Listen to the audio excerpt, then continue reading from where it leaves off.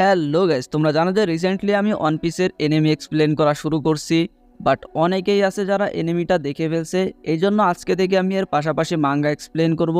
একেবারে লেটেস্ট যে মাঙ্গা আছে সেইটা, মানে যারা একেবারে সব কিছু শেষ করে ফেলছো, মাঙ্গা পড়তেছো, তাদের জন্যই এই ভিডিওটা।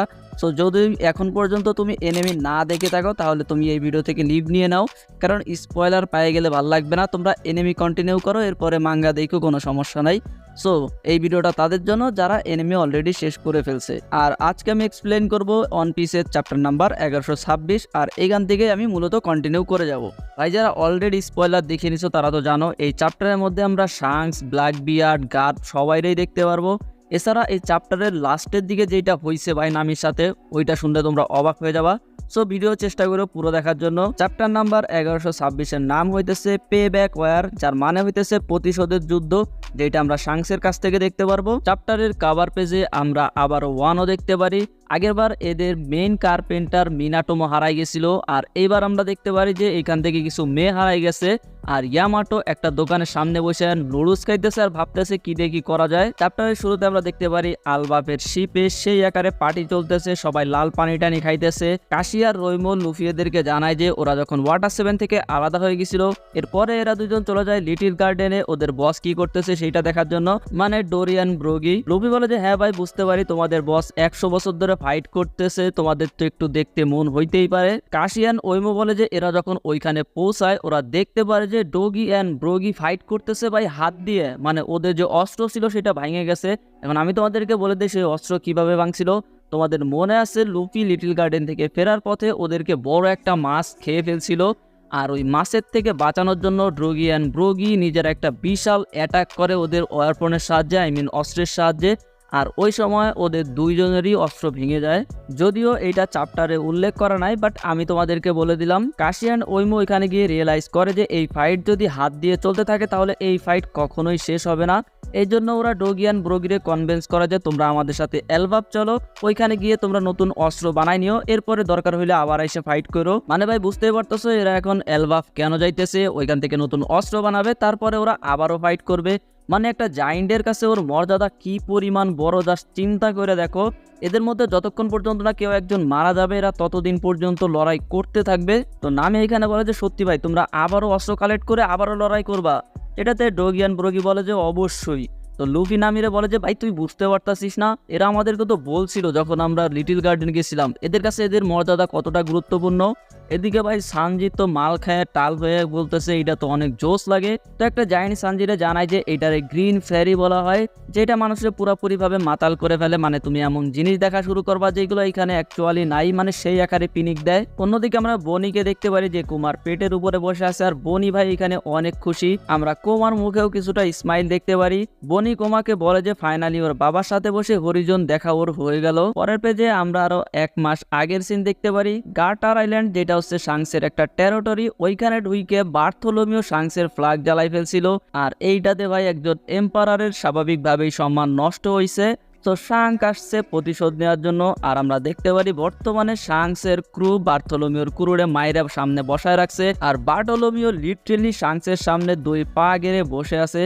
শাংসরে বলে যে দেখ ভাই তোরে আমি মাফ তো করতে পারবো না, কারণ তোরে যদি আমি মাফ করে দেই তাহলে আমার যারা বন্ধু আছে যারা আমার ফ্ল্যাগের সম্মান করে, আমি যদি তোরে এখানে ছেড়ে দেই তাহলে সেই সম্মান কমে যাবে, আর আমি আমার বন্ধুদেরকে বিপদে ফেলতে চাই না। বার্থোলোমিও শাংসরে বলে যে হ্যাঁ ভাই আপনি যেটা বলতেছেন 100% ঠিক আছে, বাট আমার ভুল হয়েছে যে আমি আপনার টাউনে ঢুকছি, প্লিজ আমাকে মাফ করে দেন। তো এখানে রেড হেয়ার পাইরেটের ডাক্তার হুঙ্গু বার্থোলোমিওর সামনে এসে একটা বিষের বোতল দেয়, আর বলে যে এই বিষের বোতলটা তোমার লুফিকে 1 মাসের মধ্যে খাওয়াইতে হবে।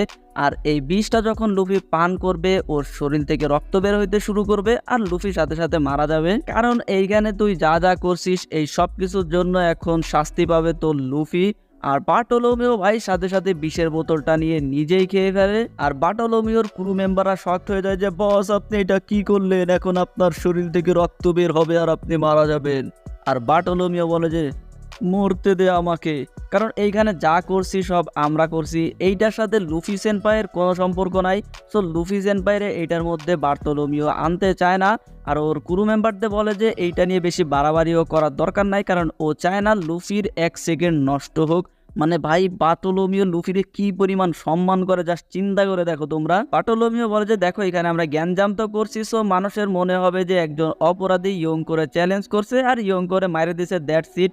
বার্টোলোমিও এটাই বলে যে ওর অনেক ইচ্ছা ছিল যে ও লুফিরে কিং অফ দ্য পাইরেট হইতে দেখবে, বাট সেই ইচ্ছা পূরণ হইল না। আরও নিজের এই দোষ দিতে থাকে যে ভাই ও ভুল মানুষের সাথে পাঙ্গা নিছে।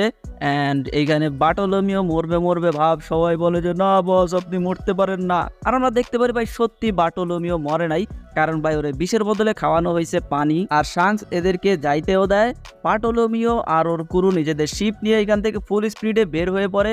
আর এদের এখনো বিশ্বাস হচ্ছিল না যে ভাই শাঙ্কস ওদেরকে যাইতে অনুমতি দিছে। গাম্বিয়া বলে যে ওই বোতলে বিষ ছিল না, মানে ওরাও লুফি সেনপাইকে মারতে চাচ্ছিল না, ওরা তো শুধু আমাদের টেস্ট নিতেছিল। বার্টোলোমিও বলে যে আমি তো শুনছি শাঙ্কস অনেক ডেঞ্জারাস এম্পায়ার, বাট এইখানে এসে মনে হচ্ছে অনেক সফট। আর এদেরকে যাইতে দেওয়ার পরে আমরা দেখতে পারি যে শ্যাঙ্কস হাসতেছে, যেটাতে ব্যাকম্যান এসে জিজ্ঞাসা করে যে কি হয়েছে বস। তো শাঙ্কস বলে যে এটা ভাই ভাই অনেক ভালো লাগতেছে যে লুফির কাছে এমন কেয়ারিং লোক আছে। এর মধ্যে এইখানে ইউসুফ এসে শাঙ্কসে বলে যে বস একটু সরেন তো, কারণ যে অপরাধ করছে তার শাস্তি তো পাইতেই হবে। আর সরাসরি বার্টোলোমিও শিপের দিকে তাক করে ফায়ার করে দেয়, যেটাতে বার্টোলোমিওর শিপ পুরোপুরিভাবে ধ্বংস হয়ে যায়। আর বার্টোলোমিও যেহেতু ডেভিল ফ্রুট ইউজার, তোমাদের মনে হইতে পারে সম্ভবত বার্টোলোমিও মারা গেছে, বাট আমার মনে হয় না, কারণ হচ্ছে ভাই ওটা ভাই এত তাড়াতাড়ি কাউরে মারে না। সো বুঝতেই পারতেছো ওয়ান পিসে একটা ক্যারেক্টার মরতে অনেক কষ্ট। চেন শিফট হয়ে আমরা দেখতে পারি হাসিনোসু, মানে ওই সেই ব্ল্যাক বিয়ারের আইল্যান্ড। আর আমরা দেখতে পারি এর যে স্কেল আছে ভাই, এর উপরে প্রচুর পরিমাণে ব্যান্ডেজ লাগানো হয়েছে। মানে এইখানে গার বার কবি ওরা যে ফাইট করছিল, এটাতে বুঝতেই পারতেছে এর অবস্থা খুবই খারাপ হয়ে গেছে। আমরা দেখতে পারি ব্ল্যাক বিয়ার্ড অনেক রাগ হয়ে আছে আর বলে যে ভাই কি অবস্থা বানায় রাখছিস আমাদের হাসিনোসুরে। পিজারও কিছু বলবে, বাট তার আগে ব্ল্যাক বিয়ার্ড বলে যে ভাই খবর শুনছিস দুনিয়ার অবস্থা খুবই খারাপ, সব জায়গা থেকে মুভ করা শুরু করছে। অনেক রিস্ক এখন শুধু আন্ডারওয়ার্ল্ড কমন নলেজের ভিতরে নাই, এটা সম্পর্কে এখন সবাই জেনে গেছে। মানে সারা দুনিয়ায় একটা জ্ঞানজাম তৈরি হইতেছে, যেটায় মারিন গভর্নমেন্ট সবাই ইনভলভ হবে। আর এই যে গভর্নমেন্ট ওরা এমনিতেই তো আমাদেরকে কিছু দিবে না, তো কবি থাকলে আমাদের কাছে একটা ট্রাম্প কার্ড থাকতো, আমরা গভর্নমেন্টের সাথে ডিল করতে পারতাম যে ভাই কবিরে রাখো আর আমাদেরকে যাইতে দাও। যেটাতে পিজারও সরি টরি বলে যে ভাই ভুল হয়ে গেছে, আমার কথা তো আগে পুরোটা শুনে নে।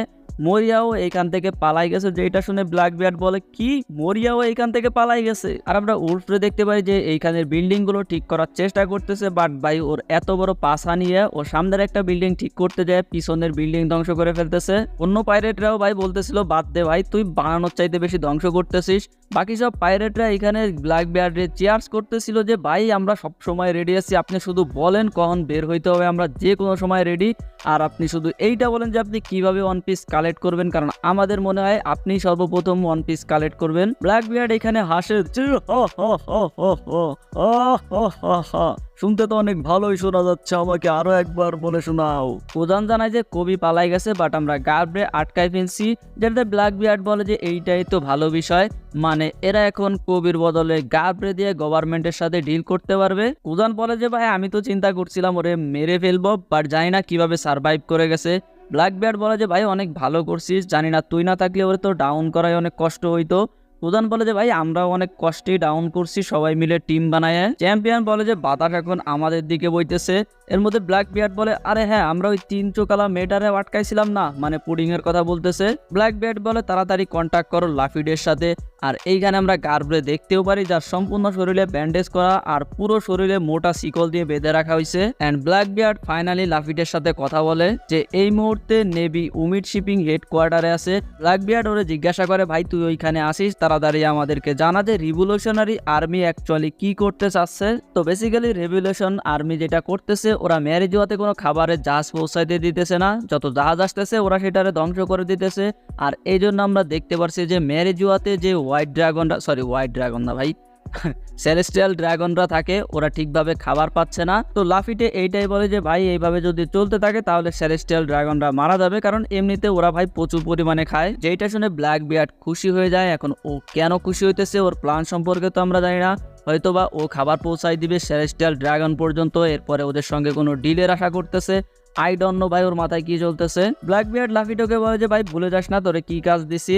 লাফিটো বলে যে ভাই আমার উপরে ছেড়ে দে আমি করে নিব। সিন শিফট হয় পাইরেট আইল্যান্ডের দিকে, যেখানে ক্যাটরিনা ডিবন আর ভ্যানওভার ক্যারিবুকে নিয়ে পৌঁছাই গেছে। ক্যাটরিনা ডিবন এখানে বলে যে চল ভাই এখন তাড়াতাড়ি আমাদেরকে তুই আইল্যান্ডে পৌঁছাই দে। তো পিজারো নিজের আইল্যান্ডের জায়ান্ট হাত দিয়ে এদের শিপকে উঠানো শুরু করে, যেটাতে ক্যারিবু অনেক ভয় পেয়ে যায় আর বলে যে ভাই বাঁচাও আমাকে, এই মনস্টার তো মেরে ফেলবে। যেটাতে ক্যাটরিনা ডিবন বলে যে ভাই চুপ কর, পাগল নাকি তুই। আর পিজারো বলে যে তো তোমরা ওকে এখানে নিয়ে আসছো। এরপর আমাদেরকে বলা হয় লুফি ওরা 2 দিন আগে ইগহেড আইল্যান্ড থেকে বের হয়েছিল আর ওরা খুব স্পিডে যাচ্ছিল, কিন্তু 2 দিন হয়ে গেছে ওরা এখন পর্যন্ত এলবাফ পৌঁছাইতে পারে নাই। এলবাফের শিপে আমরা ডগি ব্রগি আর এদের সঙ্গে ব্রুকরেও দেখতে পারি।